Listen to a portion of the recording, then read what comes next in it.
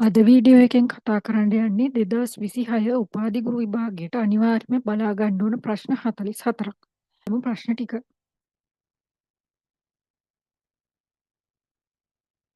ලංකා විශ්වවිද්‍යාලයේ ප්‍රථම සිංහල උපකුලපතිවරයා වන්නේ කවුද?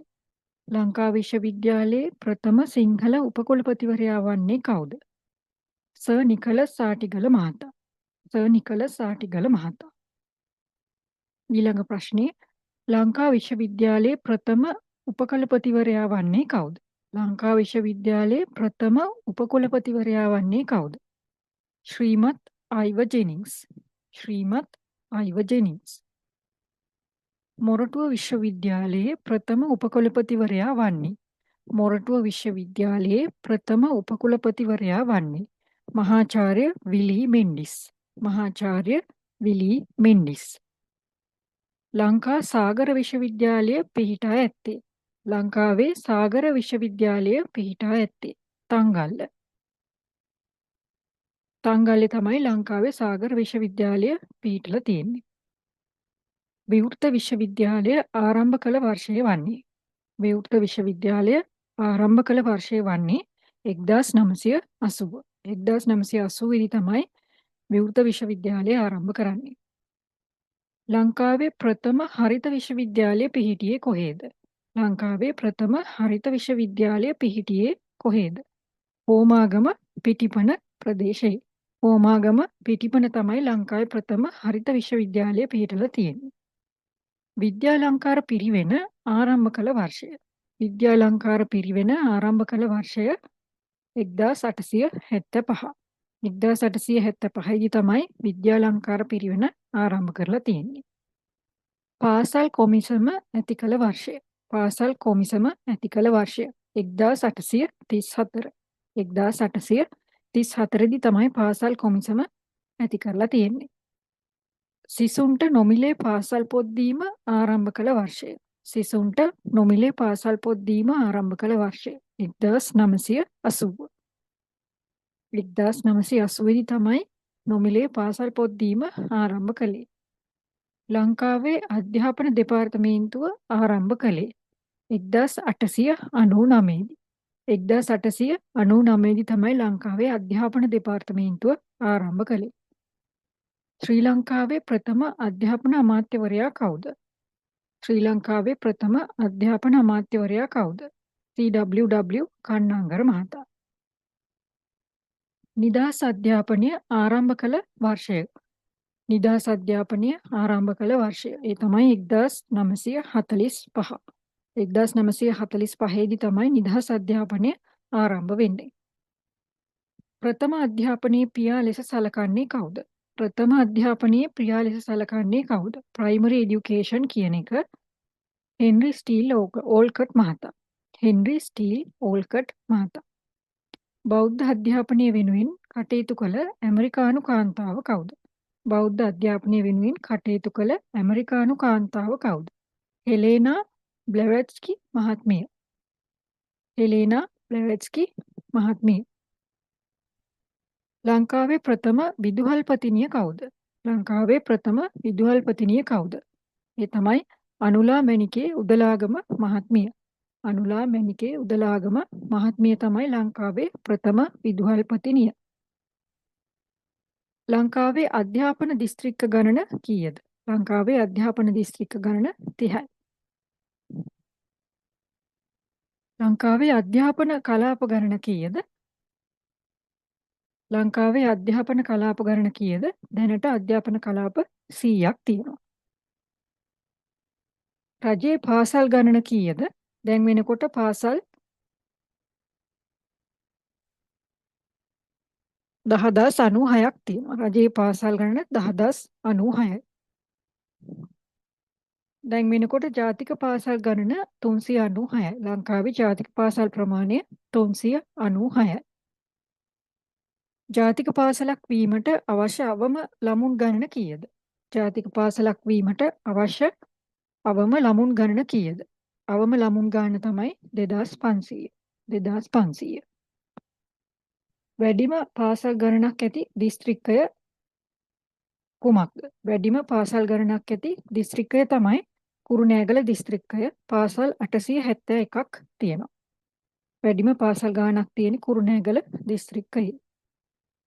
ප්‍රථම දහම් පාසල ආරම්භ කරපු වර්ෂය කුමක්ද? ප්‍රථම දහම් පාසල ආරම්භ කළ වර්ෂය 1895 දී. 1895 දී තමයි ලංකාවේ ප්‍රථම දහම් පාසල ආරම්භ කරපු වර්ෂය.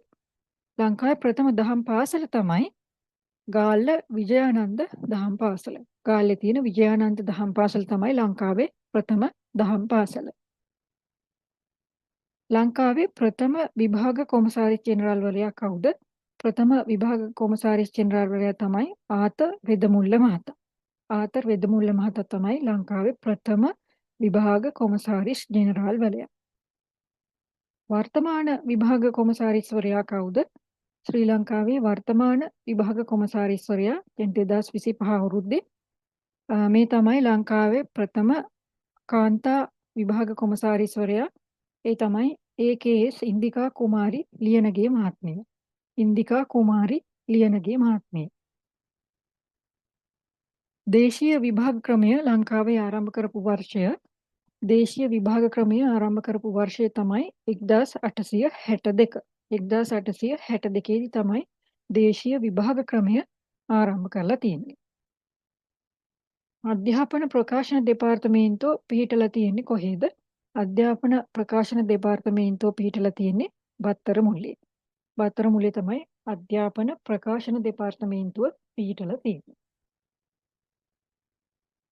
නූතන ගුරු සේවයේ ස්ථාපිත වර්ෂය අහනවා. නූතන ගුරු සේවයේ ස්ථාපිත වර්ෂය තමයි 1994. 1994 දී තමයි වර්තමාන ගුරු සේවය ස්ථාපිත කරපු අවුරුද්ද. ගුරුවරයෙක් පාසල් යන්න ඕනේ දින ගණන කීයද? ගුරුවරයෙක් පාසල් යන්න ඕනේ දින ගණන කීයද? දින 169යි. දින 169යි. ලංකාවේ පාසල් පැවැත්වෙන දින ගණන කීයද? ලංකාවේ සාමාන්‍යයෙන් පාසල් පැවැත්වෙන දින ගණන දින 210යි. දින 210ක් තමයි සාමාන්‍යයෙන් ලංකාවේ පාසල් පැවැත්වෙන්නේ. එතකොට ලෝකයේ වැඩිම දින පාසල් පැවැත්වෙන රට කුමක්ද? ලෝකයේ වැඩිම දින පාසල් පැවැත්වෙන රට තමයි ජර්මනිය. දින 242යි. ජර්මනිය දින 242යි.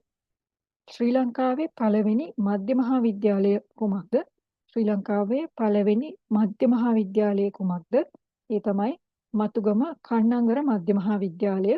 මතුගම කන්නංගර මධ්‍ය මහාවිද්‍යාලය ස්ථාපිත කරන්නේ 1941 දී. මේ තමයි ලංකාවේ පළවෙනි මධ්‍ය මහාවිද්‍යාලය මතුගම කන්නංගර මධ්‍ය මහාවිද්‍යාලය.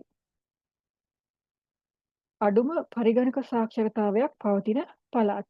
ලංකාවේ අඩුම පරිගණක සාක්ෂරතාවයක් පවතින පළාත තමයි නැගෙනහිර පළාත. නැගෙනහිර පළාත. නැගෙනහිර පළාතේ තමයි අඩුම පරිගණක සාක්ෂරතාවයක් තියෙන පළාත. ශ්‍රී ලංකාවේ පළමු ස්මාර්ට් පන්ති කාමරය ආරම්භ කරපු පාසල කුමක්ද? ශ්‍රී ලංකාවේ පළමු ස්මාර්ට් පන්ති කාමරය ආරම්භ කරපු පාසල තමයි ජයවර්ධනපුර පිරිමි විදුහල. ජයවර්ධනපුර පිරිමි විදුහලේ තමයි පළවෙනි ස්මාර්ට් පන්ති කාමරය ආරම්භ කරපු පාසල. ශිෂ්‍යත්ව විභාගය දිවයින පුරා පැවැත් වූ වසර. ශිෂ්‍යත්ව විභාගය දිවයින පුරා පැවැත් වූ වසර මුලින්ම 1946 දී. 1946 දී. ශ්‍රී ලංකාවේ ප්‍රථම ලාංකික ආණ්ඩුකාරවරයා කවුද?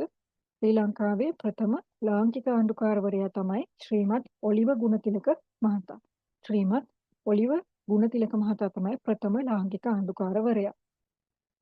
ප්‍රථම කතානායකවරයා කවුද? ශ්‍රී ලංකාවේ ප්‍රථම කතානායකවරයා කවුද? ඒ තමයි ෆ්‍රැන්සිස් මොලමුරේ මහතා.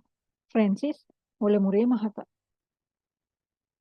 සේවක අර්ථසාධක අරමුදල හඳුන්වා දුන් නායකයා කවුද? සේවක අර්ථසාධක අරමුදල හඳුන්වා දුන් නායකයා තමයි ටී.බී. ඉලංගරත්න මහතා. ටී.බී. ඉලංගරත්න මහතා තමයි සේවක අර්ථසාධක අරමුදල හඳුන්වා දුන්නේ. ගුරු පත් කිරීම, මාරු කිරීම, උසස් කිරීම කිරීමට බලය තියෙන්නේ මොන ආයතනයටද? ඒ තමයි රාජ්‍ය සේවා කොමිෂන් සභාව. රාජ්‍ය සේවා කොමිෂන් සභාවට තමයි ගුරු පත් කිරීම, මාරු කිරීම සහ උසස් කිරීමට බලය තියෙන්නේ. දිවයින පුරා ගුරු මාරු සීමා කරලා තියෙන්නේ කොයි කාලයකටද? කොයිතරම් කාලයකටද? වසර 5කට. වසර 5කට තමයි දිවයින පුරා ගුරු මාරු සීමා කරලා තියෙන්නේ. ගුරුවරුන් පාසල් වලින් පිටත සේවය කරන්න ඕන දින ගාන කීයද? ගුරුවරුන් පාසල් වලින් පිටත සේවය කරන්න ඕන දින ගාන කීයද? දින 41යි. දින 41යි. විද්‍යාලංකාර පිරිවෙන වර්තමානයේ හඳුන්වන්නේ කුමන නමකින්ද? විද්‍යාලංකාර පිරිවෙන වර්තමානයේ හඳුන්වන්නේ කැලණිය විශ්වවිද්‍යාලය කියලා. කැලණිය විශ්වවිද්‍යාලය. විද්‍යෝද්‍ය පිරිවෙන ආරම්භ කරපු වර්ෂය කුමක්ද? විද්‍යෝද්‍ය පිරිවෙන ආරම්භ කරපු වර්ෂය කුමක්ද? 1873. 1873 දී තමයි විද්‍යෝද්‍ය පිරිවෙන ආරම්භ කරන්නේ. විද්‍යෝද්‍ය පිරිවෙන වර්තමානයේ හැඳින්වෙන්නේ කුමන නමකින්ද? විද්‍යෝද්‍ය පිරිවෙන වර්තමානයේ හැඳින්වෙන්නේ ශ්‍රී ජයවර්ධනපුර විශ්වවිද්‍යාලය නමින්. ශ්‍රී ජයවර්ධනපුර විශ්වවිද්‍යාලය තමයි කලින් විද්‍යෝද්‍ය පිරිවෙන කියලා හැඳින්වුවේ. අපි ප්‍රශ්න 44ක් කතා කළා. ගුරු උපාධි විභාගය සඳහා අනිවාර්යෙන්ම බලාගෙන යන්න.